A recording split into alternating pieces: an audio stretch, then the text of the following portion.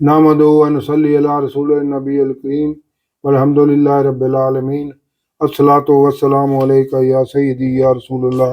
وسلم علیکہ وعلی آلکہ وصحابکہ یا سیدی یا حبیب اللہ۔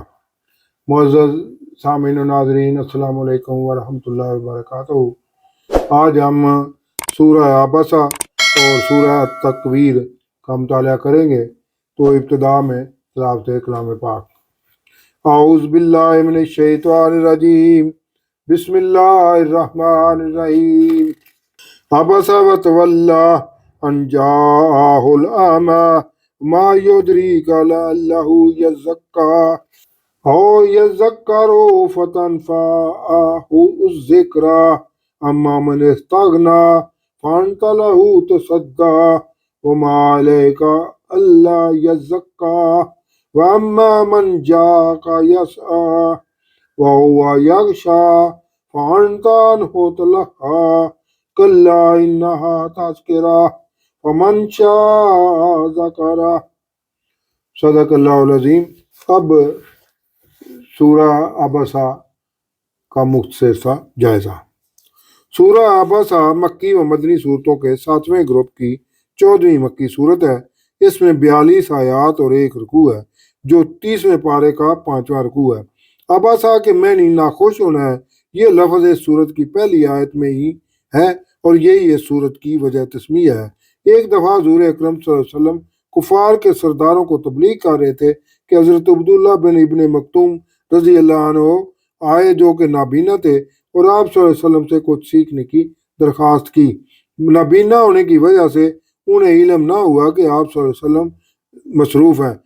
اور اس لیے وہ بار بار حضور اکرم صلی اللہ علیہ وسلم کی توجہ مبذول کرانے کے لیے مداخلت کرنے لگے۔ آپ صلی اللہ علیہ وسلم کو ان کا بار بار ایسا بلانا اچھا نہ لگا، جو اس صورت کی وجہ نزول ہے بنا۔ اور دراصل حضور اکرم صلی اللہ علیہ وسلم کے ذریعے ہمیں یہ بات سمجھائی گئی ہے کہ سرکش عمراء سے مخلص غریب اہل ایمان جو توجہ کا طالب بھی ہو، زیادہ مستحق ہے کہ اس کی بات پہلے سنی جائے۔ اس صورت میں کائنات میں موجود انسانوں کے فائدے کے لیے اللہ کی نعمتوں کا ذکر کر کے آخرت کی منظر کشی کی گئی ہے کہ جب کانوں کو پھاڑ دینے والی آواز آ جائے گی، سور پھونکا جائے گا، تو وہ فیصلے کا دن ہوگا جو اتنا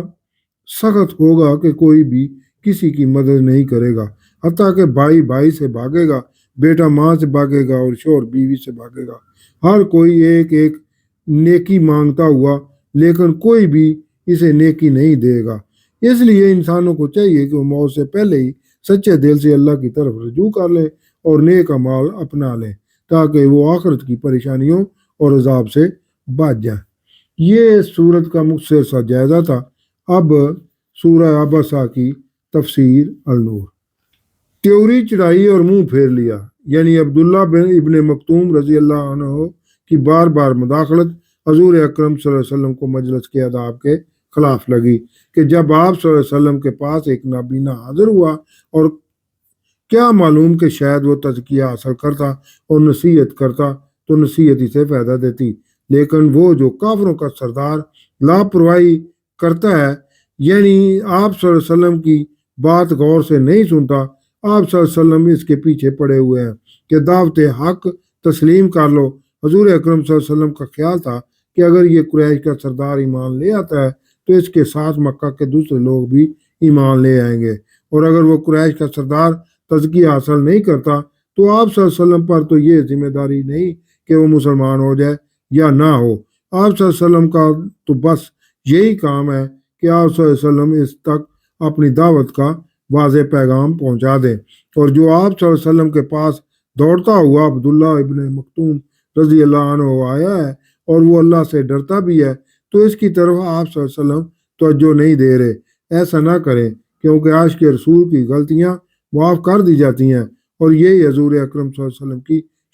شان کے لائق ہے۔ یہ دعوت حق کی تبلیغ تو ایک نصیحت ہے، جسے کوئی حاصل کرے یا نہ کرے۔ آپ صلی اللہ علیہ وسلم پر اس کا کوئی الزام نہیں ہے، یعنی حضور اکرم صلی اللہ علیہ وسلم کے ذریعے ہمیں سمجھایا گیا ہے کہ اپنے اہل ایمان ساتھیوں کو چھوڑ کر کفار پر توجہ نہ دیا کریں، تو جو چاہے اس سے نصیحت حاصل کرے۔ اس لیے آپ پریشان نہ ہو کہ کوئی بھی کافر سردار دعوت قبول نہیں کر رہا۔ یہ قرآن مکرم صحیفوں یعنی کتاب مبین میں محفوظ ہے جو بلندی والی پاکیزہ ہے، جو ایسے لکھنے والوں کے ہاتھوں میں ہے جو قابل عزت اور نیک ہے۔ یعنی قرآن کی دعوت فرشتوں کے ہاتھوں میں محفوظ ہے جو کبھی بھی ضائع نہیں کی جا سکتی۔ بس آپ صلی اللہ علیہ وسلم ان پر زیادہ توجہ دیا کریں جو راہ ہدایت پانے کے لیے خود کوشش کرتے ہیں اور چل کر آپ صلی اللہ علیہ وسلم کے پاس آتے ہیں۔ انسان مارا جائے، یہ کتنا ناشکر ہے کہ سرداران قریش دعوت حق کو حقیقت پر مبنی سمجھ کر بھی اسے قبول نہیں کر رہے، اس لیے ان کے لیے ہلاکت ہے۔ اس انسان کو کس شے سے بنایا گیا ہے جس پر انسان اتنا متکبر ہے؟ ایک نطفے سے اللہ نے اسے پیدا کیا ہے، پھر اس کی پیدا کرتے وقت قدریں رکھی ہیں، یعنی اس میں یہ اختیار رکھ دیا ہے کہ دنیا میں آ کر ماحول کے مطابق خود کو ڈال لے۔ اگر اس نے اچھائی کی راہ اپنائی تو کامیابی اس کا مقدر ہوگی، ورنہ اسے قیامت کے دن ہمیشہ کے لیے عذاب بھگتنا ہوگا۔ دوسرے الفاظ میں یہ بھی کہا جا سکتا ہے کہ انسان کو اس کے ارادے اور فعل کا اختیار ودیت کر دیا گیا ہے۔ اگر وہ دنیا میں اچھائی کرے گا تو اسے اس کا اچھا اجر ملے گا، اور اگر اس نے برائی کی راہ اپنائی تو قیامت کے دن سخت ترین عذاب کا شکار ہوگا۔ یہ انسان کی تقدیر ہے جو اس کی فطرت کے عین مطابق ہے۔ پھر اس کا راستہ آسان کر دیا، یعنی آسان زندگی گزارنے کے لیے انسان کو تمام اسباب زمین میں ہی مہیا کر دیے گئے۔ پھر اسے موت دی، پھر اسے قبر میں رکھوایا، پھر جب وہ اللہ چاہے گا اسے اٹھا دیا جائے گا۔ یعنی اللہ کو کیا مشکل ہے کہ جو زندگی کے تمام اسباب انسان کو عطا کرتا ہے وہ اسے دوبارہ زندہ نہ کر سکے گا؟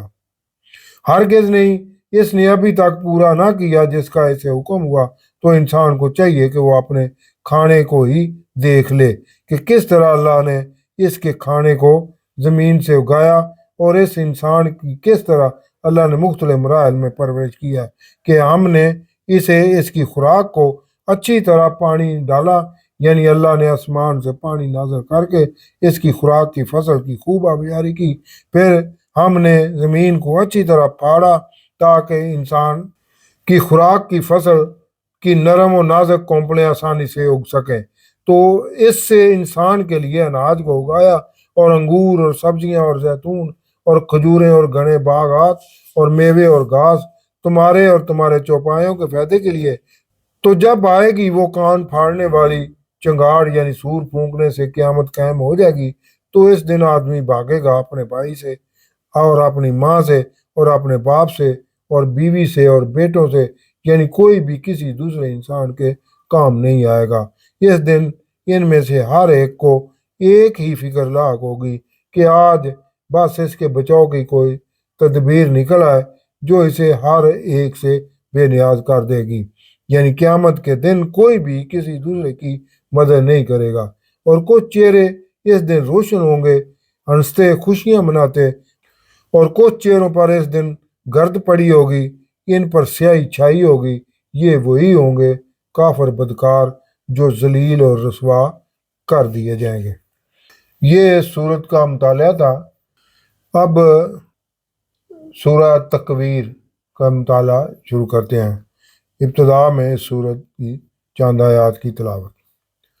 اعوذ باللہ من الشیطان الرجیم، بسم اللہ الرحمن الرحیم۔ اذا الشمس کورت واذا النجوم انکدرت واذا الجبال سیرت واذا العشار عطلت واذا الوحوش حشرت واذا البحار سجرت واذا النفوس زوجت واذا الموءودات سئلت بأي ذنب قتلت۔ صدق اللہ العظیم۔ اب سورہ التکویر کا مختصر سا خلاصہ۔ سورہ التکویر مکی و مدنی صورتوں کے 7ویں گروپ کی 15ویں صورت ہے، جس میں 29 آیات اور ایک رکوع ہے، جو 30ویں پارے کا 6واں رکوع ہے۔ تکویر کے معنی لپیٹ لینا ہے، یعنی جب قیامت قائم کر دی جائے گی تو سورج کو لپیٹ لیا جائے گا، اور یہی اس سورت کی وجہ تسمیہ ہے۔ اس سورت کے آغاز سے لے کر 14ویں آیت تک قیامت کی منظر کشی کی گئی ہے، یعنی اس دن سورج کو لپیٹ کر بے نور کر دیا جائے گا، ستارے ٹوٹ جائیں گے، پہاڑ چلا دیے جائیں گے۔ ایسا ہولناک منظر ہوگا کہ 10 ماہ کی گابن قیمتی اونٹنی بھی بیکار چھوڑ دی جائے گی، سارے جانور خوف سے اکٹھے ہو جائیں گے، زندہ درگور کی ہوئی بچی کو لایا جائے گا تو اس سے پوچھا جائے گا کہ کس لیے مٹی میں دبا دیا گیا تھا، یعنی جرم کرنے والوں کو سزا دی جائے گی۔ جبریل علیہ السلام کا بھی ذکر ہے، اور ساتھ ہی حضور اکرم صلی اللہ علیہ وسلم کے متعلق بتایا گیا ہے کہ آپ صلی اللہ علیہ وسلم کو جو غیب کی باتیں اللہ کی طرف سے بتائی جاتی ہیں وہ کانوں کی طرح ان کے بتانے میں نہ تو بخل کرتے ہیں اور نہ ہی ان کی طرح ان باتوں کے بتانے کا کوئی معاوضہ لیتے ہیں۔ قرآن پاک تو ہے ہی انسانوں کے لیے نصیحت، لیکن اس سے فائدہ وہی اٹھاتا ہے جسے اللہ چاہے۔ یہ اس صورت کا مختصر جائزہ تھا۔ اب اس صورت التکویر کی تفسیر النور۔ ارشاد ربانی ہے، قیامت کے دن جب سورج لپیٹ دیا جائے گا اور جب ستارے گر جائیں گے اور جب پہاڑ چلا دیے جائیں گے اور جب گابن اونٹیاں چھوٹی پھریں گی، یعنی جن اونٹیوں کی بہت حفاظت کی جاتی ہے ان کی بھی کسی کو کوئی پرواہ نہیں ہوگی، اور جب وحشی جانور اکٹھے کر دیے جائیں گے، یعنی خوف سے وحشی جانوروں کی زندگی بھی ختم ہو جائے گی، اور جب سمندر سلگا دیے جائیں گے، یعنی زمین کی اندرونی گرمی سے سمندروں کا پانی ابلنے لگے گا،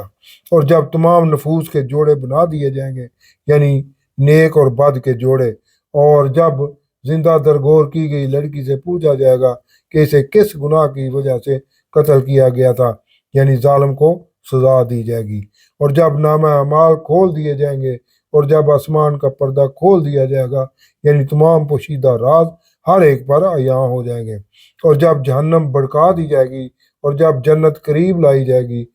ہر نفس جان جائے گا جو وہ لایا ہوگا، یعنی سب کے سامنے ان کا نامہ اعمال ہوگا، تو قسم ہے پیچھے ہٹ کر چلنے والے ستاروں کی اور چھپ جانے والے ستاروں کی، یعنی قسم ہے زول، مشتری، مریخ، زورا اور عطارد وغیرہ کی، جو کبھی آسمان دنیا سے غائب ہو جاتے ہیں اور کبھی ظاہر ہو جاتے ہیں، اور قسم ہے جاتی ہوئی رات کی، اور قسم ہے صبح کی جب وہ سانس لے، یعنی قسم ہے اس وقت کی جب رات کی خاموش زندگی صبح سویرے جاگنے والی ہوتی ہے۔ بے شک یہ قرآن ایک بہت ہی عزت والے رسول کا قول ہے، یعنی قرآن کو حضرت جبرائیل علیہ السلام لے کر آئے اور حضور اکرم صلی اللہ علیہ وسلم اسے سنا رہے ہیں، جو انتہائی قابل احترام ہے، جو بہت قوت والا، عرش کے مالک کے نزدیک بلند مرتبہ والا ہے، یعنی جبرائیل علیہ السلام کی نہ تو قوت کا اندازہ کیا جا سکتا ہے اور نہ ہی ان کے فرشتوں میں بلند مرتبے کا،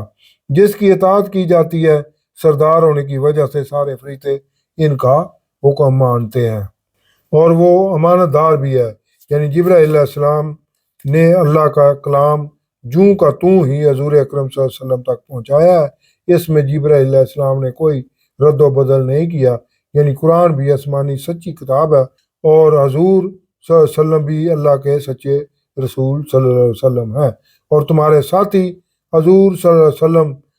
کوئی مجنون نہیں ہے، اور انہوں یعنی حضور اکرم صلی اللہ علیہ وسلم نے اسے جبریل علیہ السلام کو دیکھا ہے روشن اور کھلے افق پر، یعنی حضور اکرم صلی اللہ علیہ وسلم جبریل علیہ السلام کو اصلی حالت میں دیکھ چکے ہیں، یعنی آپ صلی اللہ علیہ وسلم پوری طرح جانتے ہیں کہ جبریل علیہ السلام ہی قرآن کو لے کر آتے ہیں، اور وہ حضور اکرم صلی اللہ علیہ وسلم غیب کے بتانے میں بخیل نہیں ہے، یعنی حضور اکرم صلی اللہ علیہ وسلم نہ تو کانوں کی طرح غیب کا علم بتانے میں بخل کرتے ہیں اور نہ ہی اس کے بتانے میں کانوں کی طرح کوئی معاوضہ طلب کرتے ہیں، اور یہ قرآن شیطان مردود کا کلام نہیں ہے، یعنی شیطان اس قرآن کے قریب پہنچ بھی نہیں سکتا، اور نہ ہی شیطان حضور اکرم صلی اللہ علیہ وسلم کے پاس ورگلانے کے لیے جا سکتا ہے، تو پھر تم کدھر جا رہے ہو؟ یعنی جب اللہ واضح طور پر بتا رہا ہے کہ اس قرآن میں کسی قسم کی کوئی آمیزش نہیں کی گئی، تو اے کفار تم اس کا اقرار کیوں نہیں کرتے اور اس سے روح گردانی کر کے کدھر گمراہی کے راستے کی طرف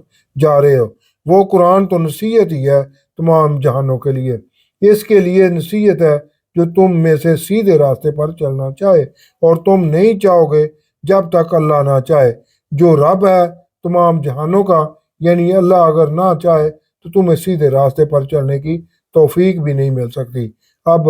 جب اللہ تمہیں قرآن اور حضور اکرم صلی اللہ علیہ وسلم کے ذریعے سیدھے راستے پر لانا چاہ رہا ہے تو اس دعوت حق سے روح گردانی کیوں کر رہے ہو؟ صدق اللہ العظیم۔